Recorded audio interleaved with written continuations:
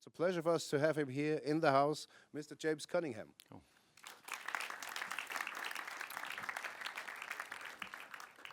Thank you very much. Thank you very much to FMX and the Film Academy for bringing me out. And I've also got I have to apologise. The film I'm going to talk a lot about, I can't show the whole film because it has to have its German premiere tomorrow night. But I can show bits of it.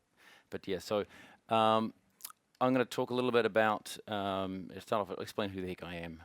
So I mean, I started out going to art school, doing photography, and I kind of drifted toward computer animation. I was a bit slow. I took about after 4 years, I realized I wanted to be doing computer animation and not photography. I wanted to be telling stories. And I couldn't make films by myself. I mean, I couldn't make, I wanted to make films by myself because I was a little bit shy. I didn't want to make an idiot of myself in front of other people. I didn't know any film people. It wasn't a film school. So I ended up going towards computer graphics as well. So I could make these films all by myself and keep all my mistakes to myself. And then my third short film, there's a frame from it. It was called Infection. I got some government funding in New Zealand, and that it did quite well. Computer graphics was quite new. This is about 99, 2000, and I got to go to Cannes and Sundance with it, and it also got me a job as a shots TD on Lord of the Rings. So that was the very first one. It was just starting up, and that really started out my career in terms of a filmmaker and a visual effects artist. But I was after a while I went and worked on commercials, ran a commercials house, doing the visual effects supervision and animation directing at a place called Digital Post in Auckland. And then when the big about 7 years ago, the financial crisis, all the budgets disappeared and commercials were not much fun anymore. I thought, I went teaching at the school where the same place that I'd hired all my junior people from. Basically, it was the best school around where they had the best students. I thought I'd go and teach there. And that has actually been very, very productive. It's been a really great time for the last 7 years. So my role there is I'm a senior lecturer on this Bachelor of Art and Design degree. We have 3 specializations: animation, technical, and compositing. And in the third year, we bring all those students back together.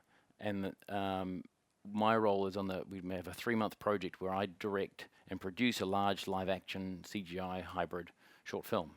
These are some of the posters from some of the films we've made.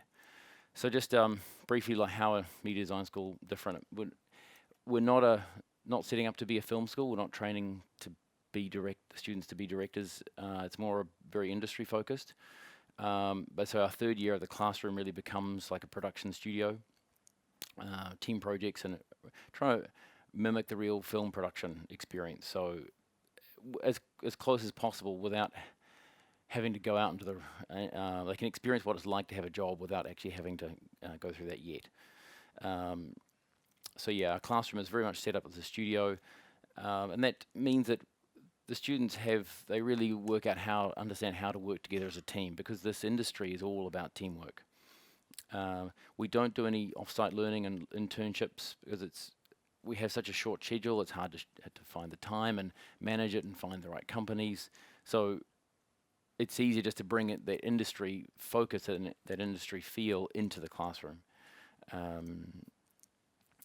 And yeah, so I suppose the main thing is, most of our students want to go to Weta Digital. We're very, very lucky to have this great big giant gorilla down in Wellington that soaks up a lot of our graduates. So that has kind of tailored the style of work that we do, in the sense that I'm interested in live action, realism, hybrid stuff, and that's also what Weta Digital does as well.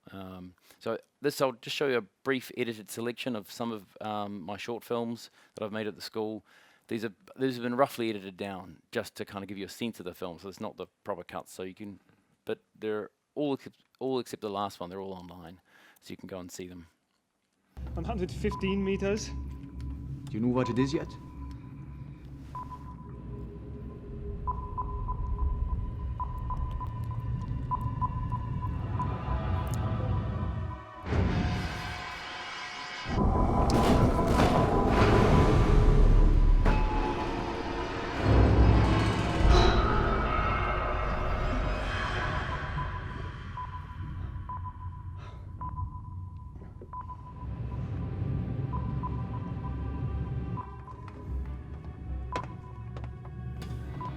Gott im Himmel.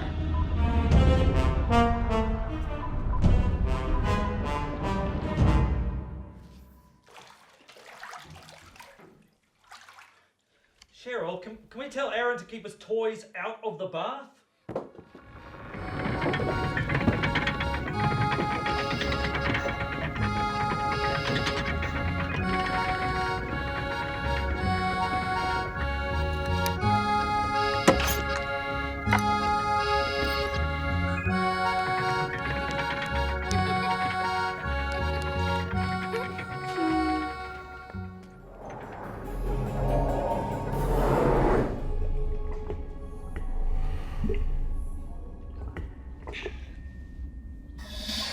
Read 'em and we boys, read 'em and...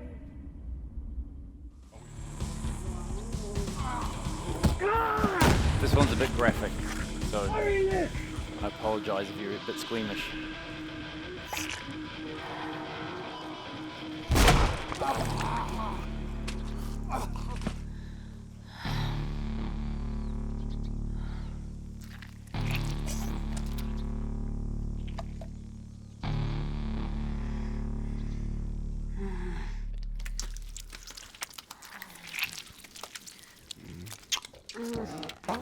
Watch out, young love.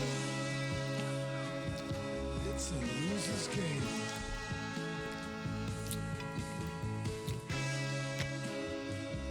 Yeah, but you know that now.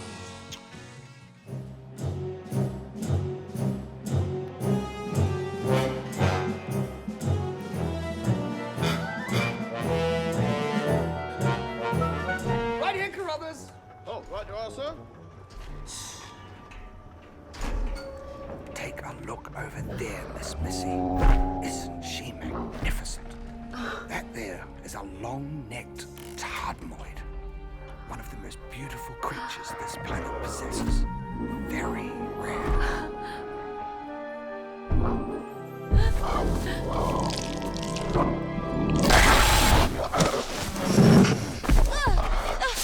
Get that for me, will you, Carruthers? You said it was rare. It is. And now it'll be preserved forever in the Society's collection.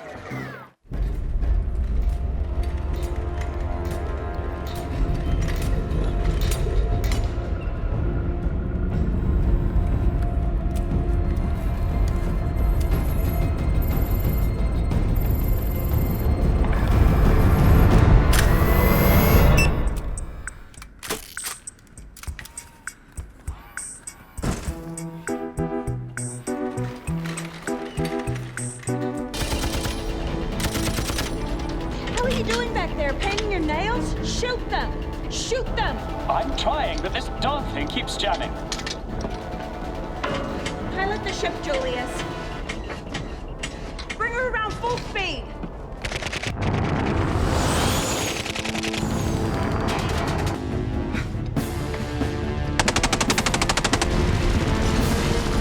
One more pass and they're as good as dead. Hard turn to port. Julius, what the hell are you doing?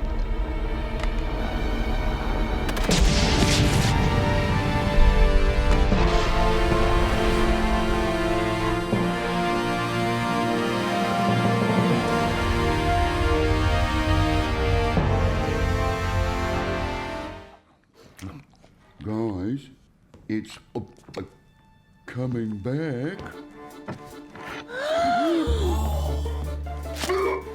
No, Sheldon, quick! You have to get out of there! There's no need to panic, chap. He's fine. We just need to... Sheldon! Oh, that is disgusting. Wait, I can see him. He's there. And a bit there. Snuggle in, nice and warm. Now remember, it's a scary world out there. And the most dangerous thing of all is... That's right.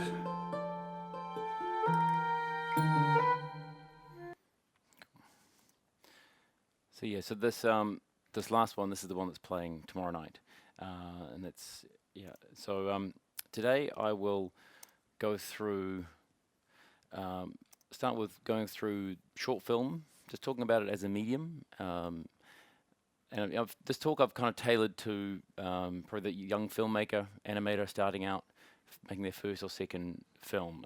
So yeah, if those who've made lots of films before, sorry if I repeat stuff you all know, but I think there's the number of films I've made, I think there's a few lessons I can pass on and save some pain from other people. Yeah, so talk about short film, the medium, talk a little bit about directing, some lessons from if you're and techniques for approaching VFX in shorts, and then I'll do some breakdowns of some murderous shots from the ABC film, and then if time, I'll talk a little bit about releasing your short film, getting it out into the world, and perhaps the visual effects pipeline that we have.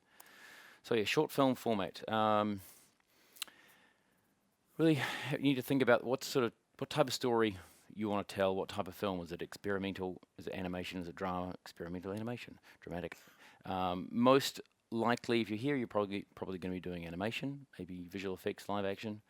There are so many short films being made these days. I don't know if you guys. It's staggering. The big film festivals face over probably 5,000 to 6,000 entries, and then you putting a film online is an ocean of content out there as well. So you really need to do something that will help cut through, something that hasn't been seen before, and that's such a difficult way to. So much. You've got to try and find a way to cut through, because it's painful. You slave over for months, and then if no one's going to see it, it's it's so depressing. But so when you're coming and setting up your story, a short gag is often a really simple way of kind of structuring a short film, right? A good punchline, perhaps. Think of it as telling a joke, setup and punchline. But perhaps another way to do it is to think of it as being a unique problem. So a what if. Perhaps, what if a woman beat the Americans to the moon and was trying to stop them from ruining it? What if submarine commander discovers he's in a bathtub? What if you send a computer virus into a bank to erase a student loan? You know, that little what if statement can help find a way to kind of get to find a unique idea and get to the heart of what it is you want your film to be about. With short films, character development, it is really, really hard to do in anything less than 10 minutes, and most animations are probably going to be 3 to 5 minutes. So yeah, you end up kind of going to a shortcut. I mean, like the escargot with the snails. You're using a lot of cliche character types because you just don't have time to do much character development. But yeah, so try and focus on just one key idea or theme. Try and keep it short. And just go and watch lots of short films, especially the selections at film festivals, because you'll get a sense of what the caliber is to get into those festivals. Just don't try and make a feature film in 5 minutes. Don't try and have a story that's that big. Keep it. This is from experience. I do it every time almost, having to cut ideas right down and boil it down. So where do I start? I try and stay away from other films and games because I don't want them to be like other stuff that's out there. That said, we were halfway through production on our Over the Moon film, and this film called Gravity, the trailers for Gravity came out, and I was like, oh god, CG astronauts, oh no. And it was interesting when once we finished the film, we discovered they'd basically done the exact same approach, live action CG with characters inside CG suits. But yeah, so you can't stop that. Sometimes, yeah, you create an idea and someone else is doing the same sort of thing. But so start looking for stories. And this is something I'll find myself getting into a mode. It might go for weeks where I'm basically just even walking into work or just in my life, I'm just open to stories. I'm thinking about it, and I'm always sort of in this on state, being open to influences. Yeah, it's an important thing to do. And just reading books, experiencing the world around me, just trying to get to finding those special and real moments in your life that you could perhaps develop a story around. So yeah, I'll briefly go through this. So I don't know if you guys are familiar with John Cleese. This he's done it. It was a long time ago, but this video is online on YouTube.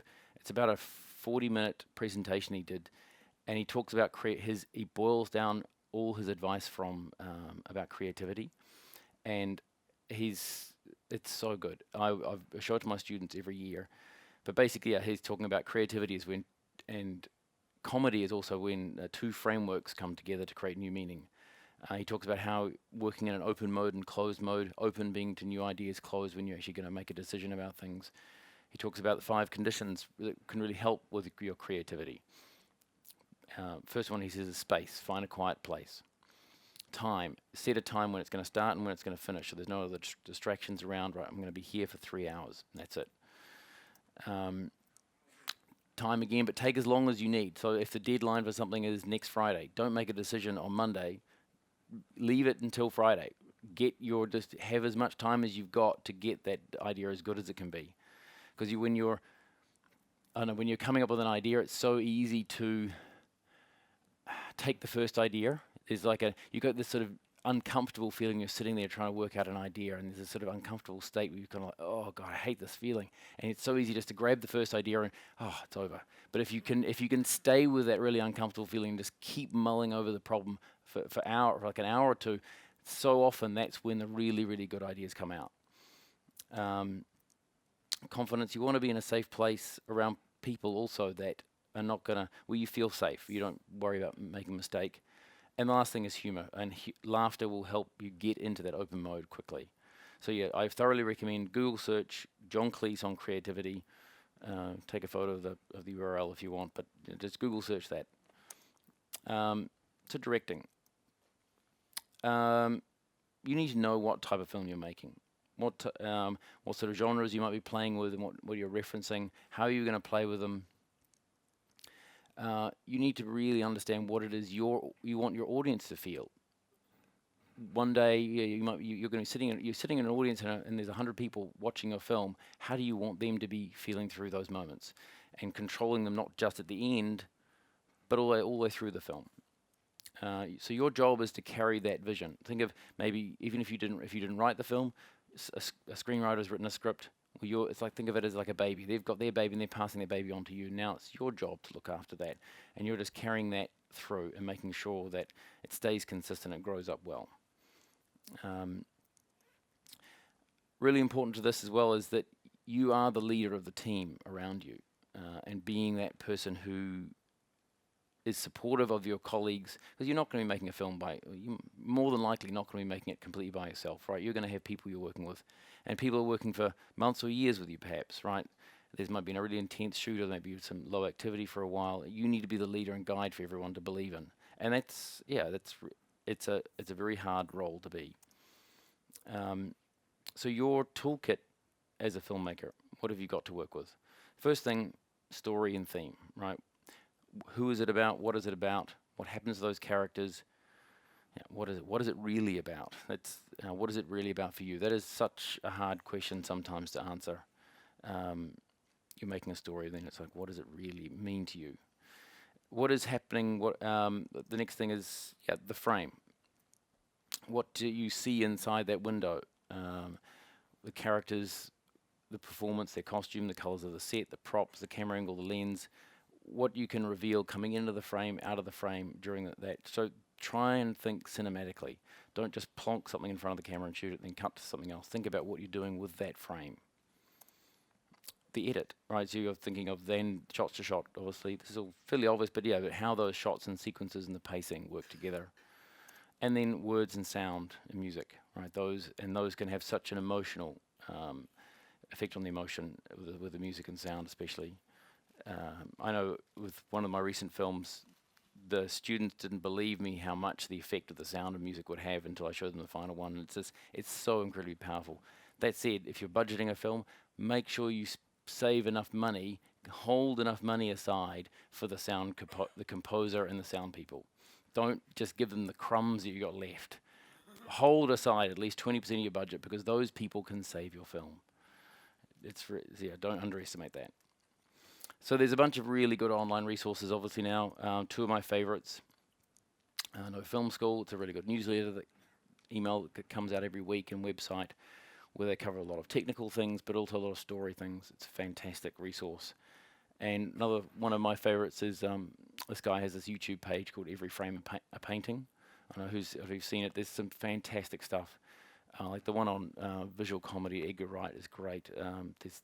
He does a really, go watch these if you're into film stuff. He very clearly illustrates some of these points about filmmaking. So visual effects shorts.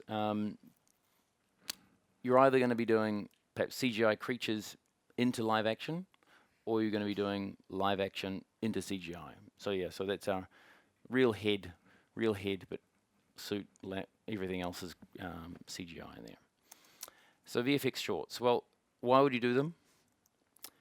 Because it's so much more work, is it? Yeah. It's a less well-trodden path. It's a one way you can make your films perhaps stand out a little more, right? You can take the audience to somewhere they haven't been. Right?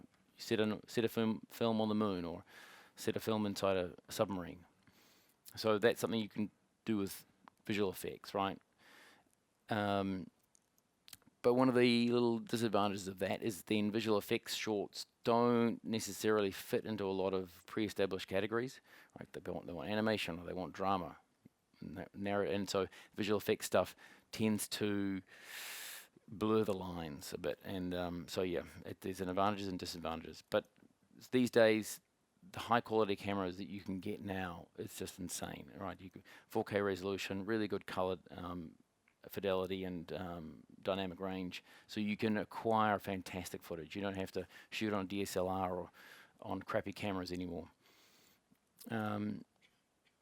Green screen stuff, if you're going to do that, again, take your audience somewhere amazing. Try and think about where you can go. And the idea for this bathtub film was the writer and I sat down at my kitchen table with a few beers, and we're thinking, right, where can we take a camera? And we thought, hey, let's go into a submarine, and then what could they encounter? And it's a space shuttle, It's sort of like you're just kind of using your imagination to go somewhere and make something unique. I would say be careful of wide shots, and because you're going to have to deal with all the foot contacts. So like this dust dub, most of the stuff is, I think, the entire film was waist up. You don't see any ground contact, so that's a huge saving. Mix up your props and CGI if you can, right? So we've got a real metal pipe there, but you just having that mix helps make it less obvious what tricks you're using. Same thing with the exploding head with the shotgun in that horror in the zombie film. We had a whole lot of in-camera blood, people off camera like spraying blood on him, and then CG stuff as well. So you're mixing it up, it really helps. And lock-offs where your camera is set up and locked, that's a huge help. That is your friend. But yeah, be careful with green screen stuff, in that environments can be incredibly expensive to do the visual effects for. So the Scribbot one, we just went months over because we completely underestimated the complexity of designing and detailing all that stuff up. So just be wary of that. With creature stuff, the big issue there is you're matching the real world lighting, right? So you want to make sure you do get good reference. We've got like a grey ball, mirror ball, so we're recording the lighting on the day and getting in-camera reference, get good measurements. These things that when you're trying to get your character into place a month later, you need this information. Don't skimp on this. It's so easy to say, but yeah, in the heat of a shoot, you tend to miss these things. With the creature ones, you're probably going to be more likely to be storyboarding and carefully prevising your work, but because there's more complex contact with objects and how things are going to interact. But just be careful. The other thing, because you're going to need really, really good camera match moves, because you want to make sure you're, like in this case, we were having a cat. These are some shots from our new film, which we're working on right now. A little kitten is going to jump up onto that wood, so we need to make sure that we have everything exactly right with our 3D camera. So in that sense, I'm saying you watch out for nearly nodal camera moves, ones that aren't quite nodal, because they will. They're just so hard to then get a good camera solve. But a little cheat that you can do if you have a lock off, and is like we will often do this. This is a lock off shot, but we will just gently lean the camera over and roll with. This is not a shot from the film, but the very first frame is the framing of the film. We'll do a match move like this, but use just the first frame of the solve to give us our camera position. Right? So it's a otherwise you have to spend quite a bit of time in your 3D software trying to line everything up, but this is a really cheap and easy way to get your camera set up. Cool. I'll go through some breakdowns of some of these animals, eh? So, Come on, kids. It's nearly morning. Time for bed. Story time! Yay!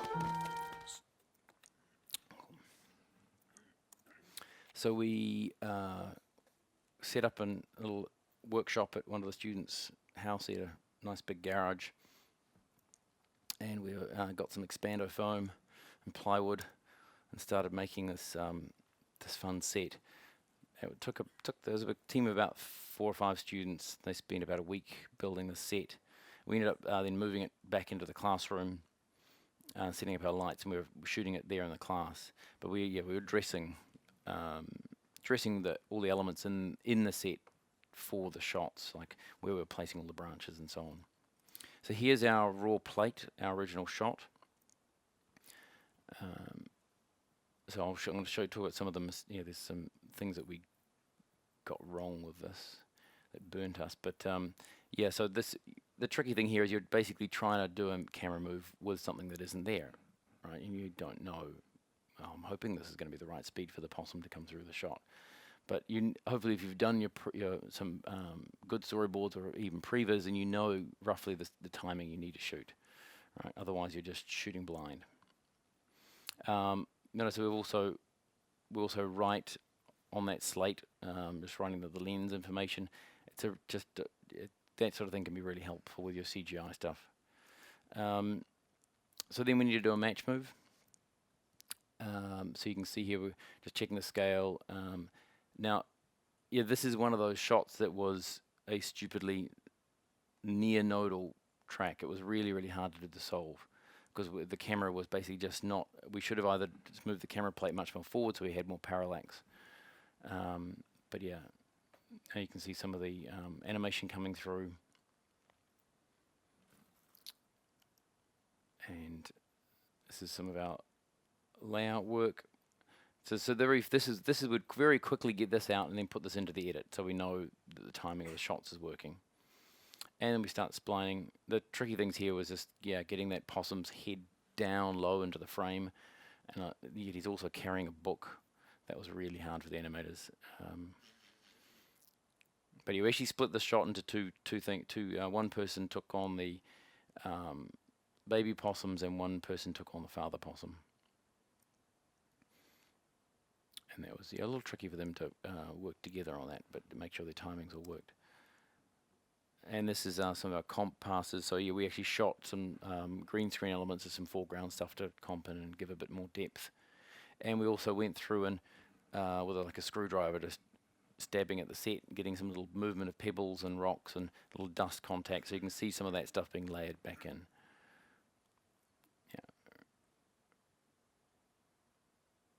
Yeah, we're getting closer. So we have, this is our finals. Yeah, so we were using V-Ray and Yeti for doing the fur, and there was a lot of passes coming out of the render of to get the fur looking really nice. So H is our hedgehog. Hannah the hedgehog hid down the wrong hole. So one shot we actually had some blood. So this is. So we went to a golf course, got permission to go to a golf course at like 6 in the morning. It was pitch black, and there was people playing golf in the morning and in the middle of the night. It's crazy. So you can see the animation. Animating a hedgehog was actually really difficult because they got such short legs and such a big flabby body. That was really, really difficult for the animators to get that moving, getting the turn, getting the leap that felt believable, and the weight on this little creature that was. That really drove the animator nuts. See some of our lighting to get a sense. So we did take an HDRI on the set But it's one of those things where you were filming this at maybe 7 a.m. By the time we finish, where it's at 7:30, so the sun's already come up quite a bit. It's brighter, so the HDRI doesn't quite match. Here's some of our comp passes. We shot 2 passes where we actually went in with a towel and dried all the droplets out, so that the compositor could track that back in and in the shadow areas reveal the non-sunlight reflection drops. So that really helped with the integration. And the compositor was, we had just, throwing a golf ball and they were adding all the extra bits like the pole waving and things like that, and adding some blood splatters. This is one of my, I like this shot. Ivan the Inchworm was idly impaled. It's alright, it's okay. He didn't. So yeah, some of our first passes of animation. So we've already done a match move by this point, and the animator is blocking in the movement of the objects. So we're looking at a lot of reference for how things should move. It's especially when we're after such realism. But this is a situation where the animation of this character, we playing with the borderline of a little bit of character animation, just how it sort of looks around. It's not completely straight realistic animation. Just it makes it, I suppose, a little bit more of a personality. Here's some of our lighting passes. So we just, people are all working at the same time, so we'll just get a first pass of the blocking come out as an alembic, and we'll start rendering that. Start setting up our shaders, testing it in the lighting. I don't know why it came out the top there. It was very strange. We ended up adding some our own CG grass blades to interact with. Although we did actually shoot a pass with a little blue screen card so that the compositor could pull that stuff out, but we don't have a motion control, so the movement was not the same speed, so it was very difficult for them to match it in. So we ended up actually just using our CG grass, I think.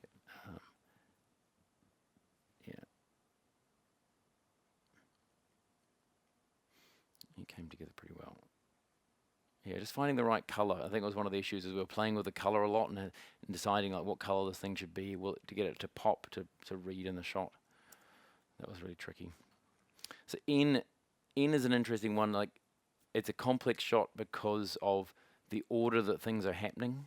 So just think, when you watch this shot, think about where your eye is going. Neville Newt was not news at Loch Ness. So, it's like you're looking at the newt, you look at the Loch Ness, then the foot. And so some of the first animation passes, the timing was out, like you're there, it was like the newt, then the Loch Ness, then back to the newt, then the foot. It was, so timing that stuff out was quite important, finding that pace, the rhythm right. So this was another weird shoot that we were at this lake, just the two of us. The camera is sitting on a towel in the mud, and we basically roll camera, and then we're both beside the camera, and we run in and do our action. So that's me on the right, and that's my colleague Ollie on the left. And invariably, we didn't get it all nicely in one take, right? We ended up having to it was a really, really good stomp in one take, but Ollie didn't look as good in that one, or I didn't look as good in that one. So we ended up having to combine 2 takes, which drove the compositor, really. That was hard. So basically, you'll see in a second. But lighting-wise, this was also a weird day where the weather was crazy. The sun is actually coming up from way over the hill on the left. The brightest thing in the scene is actually right in front of us. So it was all the sunrise light hitting clouds over there was the main light source. It was very difficult to match that lighting. So soft. But again, one of the things with lighting is you're trying to control where the eye is as well. So here you'll see with the comp stuff, this is the first play. Look, I'm bouncing around all over the place. So we had to chop out that foot and clean that whole foot off the plate, and then bring in another foot from one of the other takes. That was hard. There's a lot of, we're adding a lot of mist, adding some water effects out there with the Loch Ness, setting the shadows and the contacts and the reflections, breaking those up, and adding the camera flash. That was all done in comp. So, this was a fun shot. Ollie the octopus went out over the ocean. So, we had a little bit of budget. We actually got to go up in an airplane. It didn't cost much either. It was like about 300 euros for. This is in Auckland City. These guys do little flying around the harbour. That's the pilot on the left. That's Ollie, the guy I work with all the time, is our camera rig and stuff. And the guy on the left, the pilot, he was super keen. He rang up the engineering guys, got approval to take the door off for us. There's Ollie getting the safety harness on. And then we're sitting in the back of the plane, and we've got the big, huge, heavy tripod on as well, and that's strapped across my lap. So I'm holding on to dear life for that, so the camera doesn't go out the door. And Ollie's busy looking at the viewfinder, doesn't he? Yeah, we're actually so busy focusing on the shots, we didn't even realize we'd even taken off. But here's this is sped up double speed, but this is a take that we used. We tried to get, you would have seen there was that little shadow of the airplane, and quick, there's a lighthouse there, let's get that. So we're basically just rolling the camera on my lap to try and get that sweeping move. But you're trying to also frame it up for there's going to be an octopus in the shot, and how does the timing for all this stuff. So both of us are having to have this vision of what's going to happen in the shot. So one of the other things we had to do is that in the reel plate, the rope is there, but even though we're in the air, the rope wasn't moving, and it looked really fake. So we actually had to add, the compositor actually had to take out the rope and then put it back with extra movement. So that was unexpected thing. So the exploding octopus was a pretty complicated rig. Because the octopus don't have any bones, they're very, very, very hard to rig. And then we're painting, basically getting a render and drawing on and going, right, we want to tear it here, and then TD goes away and creates those rips. And we did have some automated sort of flapping going on, like a noise field traveling across to kind of give the feeling of the movement, and a little shadowing area from the pontoon. But a lot of it's all hand keyed. So X, kudos to the compositor on this one. You'll see why. Xander the Xenopus. He expired by X-ray.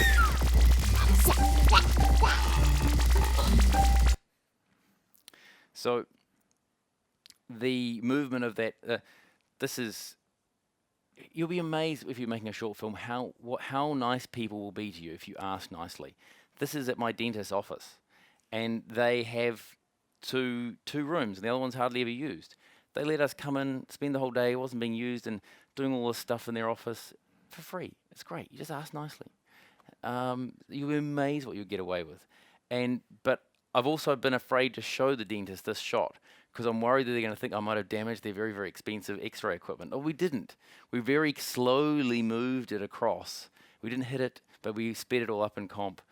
I'm worried that if it breaks one day, and they saw the shot, they'll think I've damaged their probably $40,000 X-ray machine or something. But no. So we had the compositor had to basically quickly put together the plate and the timing. So we had to get this sweep across, the pace of this, and set that stuff up. And then once we got that, we could then sort of get our timing with the animation. Animation was very straightforward, really. It's just sitting there and breathing, and then you cut and flip it over. Lighting was pretty good. We had pretty good lighting reference in there. It wasn't too tricky. But getting the shadow, the reflection shadow coming across was a little, here's the comp breakdown. So we had these are some of our passes. Working on getting it, sitting behind the glass was quite tricky. But so he's added in all of the sparks, added in all the smoke, he sped this up, painted out the markers. Basically, he did that and took our frames and sped them up and did the animation of that and got it shaking around. And he's done all this, the X-ray burning effect.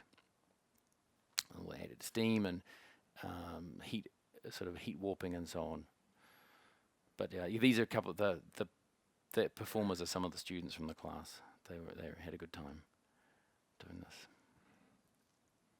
So how are we doing for time? 42. Okay.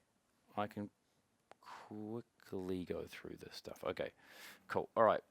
When you're making a short film, think to yourself, who is it for, right? Is it, are you looking for an online hit? Are you looking for festival success? Are you making it for you and your friends, your employer, to get a job? Or are you looking, maybe you've got a project that you want to develop into a film or into a TV show or something like that, right?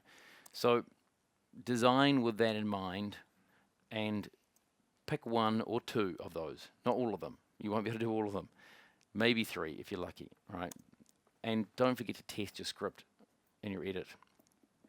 Test it. I know some people are really afraid of showing people their stuff and getting negative feedback, but yeah, the more feedback you can get on your ideas and your pitch, the better, the stronger your films will be. So don't be afraid of that. So these days, you make a film, you've kind of got this choice. You're going to go down the film festival path or put it online straight away. Because obviously there are a few festivals where it can't go online, and it can't have been online, publicly available, right? But then you might have a mix of both. You'll do festivals and then put it online later. There are also, the world of film festivals is so daunting these days. There are actually third-party companies now that you can send them your film, and they will, for a fee, come up with a festival plan for you. These are all the festivals you should hit, and you can pay them even more money, and they'll do it all for you. Or are you after distribution, right? Selling your film. Pre-internet days, you could actually make a fair bit of money distributing your film. These days, it's kind of peanuts. There's not much you can get. A few people luck out, but not like the old days, where you could, one TV sale would be $10,000 or something. That doesn't happen anymore. So film festivals. Okay, so what's the good thing about film festivals? Well, you can get recognition, right? You can win awards. You can get into a prestigious film festival, and that will help with getting another film going. Maybe you're trying to make a feature film, and if you've had a film at a big festival, that can help people believe in you, right? You get to travel and meet other filmmakers. It's a fantastic thing. Places I've been to in the world, traveling with films has been fantastic. The bad, right? There are lots and lots and lots and lots of other films. There's also lots and lots of film festivals. There's thousands of them, and some of them are not very good, and it's hard to tell which ones are the good ones. And it can cost a huge amount of money sending a film out, right? So some of the festivals can be as expensive as like $100 US to enter your film. Well, you're gonna burn through $1,000 really fast. But there are good festivals that are quite affordable, like maybe $1 or $2 to enter. There's a pervasive feeling I get that more and more there are people that are like parasites on young filmmakers, that are making money off the young filmmakers and not necessarily giving that much back. So you just got to be careful. The other problem is with wait. You can send off a film and have to wait for months and months and months before you hear back. So that can be quite frustrating. And then it's like, oh, where's your film? Want to see your film? No, we can't release it yet. So which film festival do you go to? Well, depending on the level you're working at, you might be looking at a really, really top level festival. There are a handful out there that really it needs to be the world premiere. It can't have shown anywhere. Other ones, it's okay if it's played in your home country, but it's okay to be an international premiere. Then you got your kind of A-list festivals where there's your big ones like South by Southwest and so on. Like there's immense competition for those festivals, but your film can't be publicly on the internet yet, right? The aim there, the aim is just to get selected to one of those festivals. That's the goal. Second tier ones, the ones that don't care if the film's online. It'd be great to really win something at that stage. And it's also a numbers game, right? Just you want to hit probably 40 festivals. You might get into 10. Out of those 10, you might win 2 prizes. It can be like that. And the third tier, the ones right at the bottom, just be really careful, because some of them are just you might win something that's like it's just meaningless, because they might have 40 different awards and they're just giving award to everybody. It's just you're just wasting your money. All right, so film festival tips. Keep it short. There are some really good the submission portals make it a lot easier, but now there's getting more and more and more of them. Used to be just without a box, but yeah, and so now that you're kind of having to do all this work multiple times. But there's a really good website that has a really good breakdown for animation. Really good list of all the animation festivals and ones that are supportive animation festivals. Worth looking.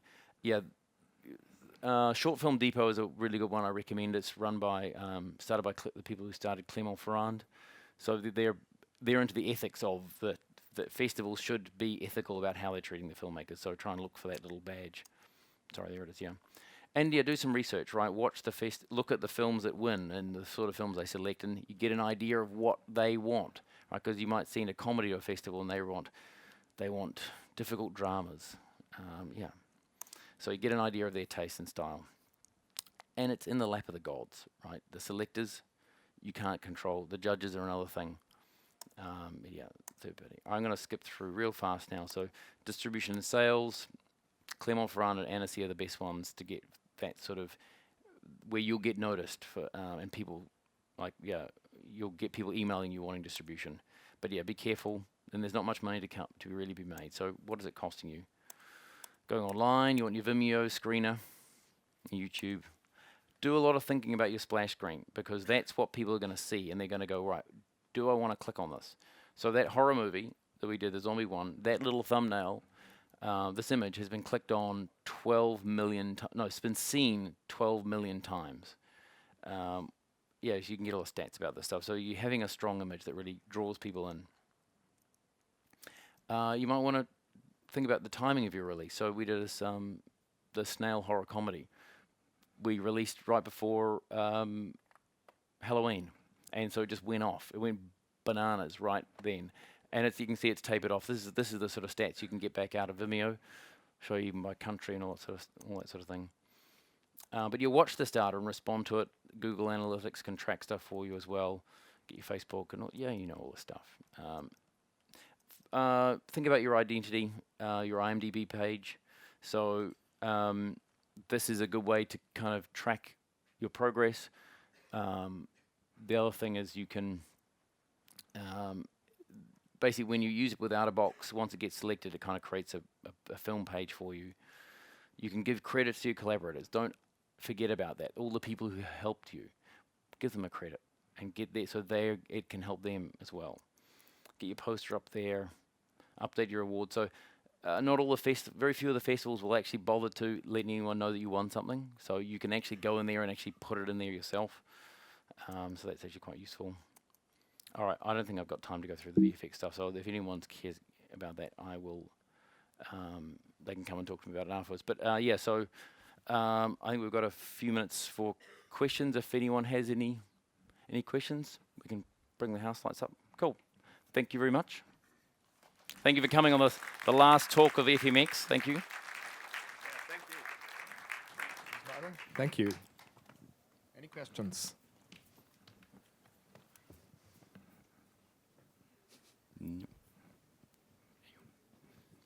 No questions? Oh, there's one. Finally got one.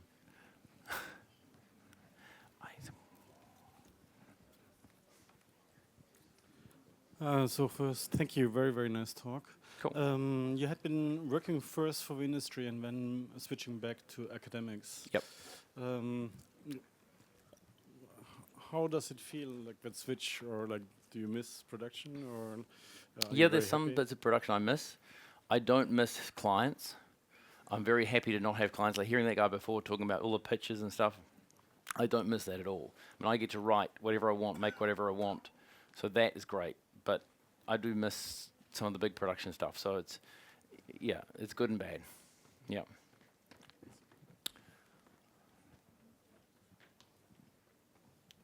Some other questions? No. Cool. All right. No other questions? All no good? Questions? Okay. Thank you very much for coming. Yeah. I've give enjoyed a it. warm round Thank you very much. applause for James. And thank you for attending. That was the last speech today. And I hope you all coming back next year to the FMX and to the after party in the evening. Cool. Thanks. Excellent. Thank you very much.